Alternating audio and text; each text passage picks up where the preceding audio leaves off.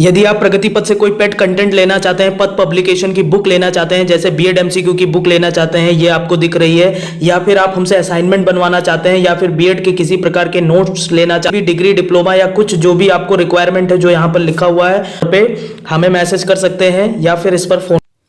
आज की इस वीडियो में हम 104 के गेस क्वेश्चन को देखने वाले हैं। तो मैं यहाँ पे गेस करूँगा सारे क्वेश्चन, आपको फटाफट उस क्वेश्चन को तैयार कर लेना है। और बहुत ही ज़्यादा थैंक्स है, आपका सपोर्ट होगा तभी ही मैं आगे बढ़ सकता हूँ, प्रगति पथ आगे बढ़ सकता है और आपका भविष्य आगे आ सकता है। तो बहुत ही धन्यवाद आप सबके कॉमेंट्स करने के लिए। एक बार गेस क्वेश्चन को पूरा हम देख सकते हैं या देख लेते हैं। सबसे पहले तो जो सबसे महत्वपूर्ण क्वेश्चन आपके सामने है वो वुड्स का डिस्पैच है। तो ये डिस्पैच घोषणा पत्र 1854 है। 5 पॉइंट तैयार कर लेना है और जैसे मैंने आपको बताया है कि पहले इंट्रो लिखना है, फिर जो है मेन बॉडी लिखना है, उसके बाद कंक्लूजन लिखना है। और डायग्राम तो इसमें बनाने का वैसे कुछ है नहीं, तो एक छोटा सा चार्ट अगर बना पाओ तो बना देना, नहीं तो ऐसे ही लिख देना। बस 5-6 पॉइंट इससे बुक से कलेक्ट कर लो, नहीं तो अभी मैं क्लासेस लेने वाला हूँ उसको देखिए। तो ये इंपॉर्टेंट है टॉपिक। वुड्स का घोषणा पत्र आएगा बिल्कुल, मैकाले का मिनट कम आ सकता है बट वुड्स का जरूर पूछा जाएगा। उसके बाद दूसरा जो क्वेश्चन आपसे पूछा जा सकता है वो ये है, संवैधानिक मूल्यों को बढ़ाने में शिक्षा की भूमिका क्या है।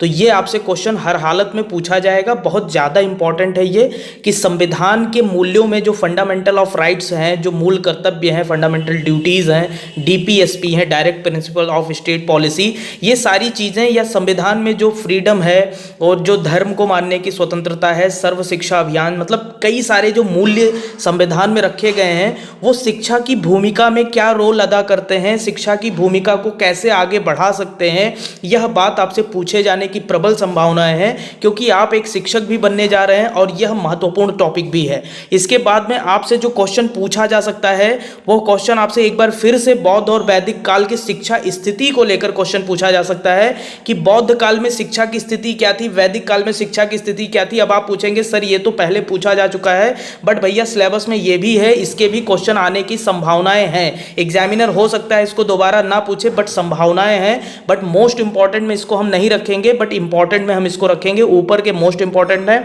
उसके बाद एनईपी 2000 रखा हुआ है एग्जाम में, ये एकदम रखा हुआ है, एनईपी 2000 आना ही आना है। गोखले से क्वेश्चन आएगा, राष्ट्रीय शिक्षा आंदोलन से क्वेश्चन आएगा, ये जो यहां पर मैं आपको बता रहा हूं, शिक्षा की वर्धा योजना आपसे पूछी ही जाएगी। यानी ये जितने सब्जेक्टिव क्वेश्चन मैं आपको बता रहा हूं, इंपॉर्टेंट सब्जेक्टिव क्वेश्चन, ये इतना आपको तैयार कर लेना है। टोटल सेलेक्टेड 7 क्वेश्चन मैंने बताए हैं। इसके साथ साथ आप शिक्षा आयोग भी देख लेना जिसको कोठारी कमीशन बोलते। सब्जेक्टिव क्वेश्चन से आपका कुछ नहीं रुकने वाला है, बाकी ऑब्जेक्टिव क्वेश्चन पर हम बहुत ही जबरदस्त तरीके से शिद्दत से आपके साथ लगने वाले हैं। और आपने बोला 105 का भी सब्जेक्टिव बता दीजिए, तो मैं उसके लिए भी लगा हूं, खट से अभी बना के आपको टेलीग्राम में दे देता हूं, यूट्यूब पे बना देता हूं, उसके सब्जेक्टिव क्वेश्चन बना देता हूं, कुल मिला के रॉक करके आएंगे।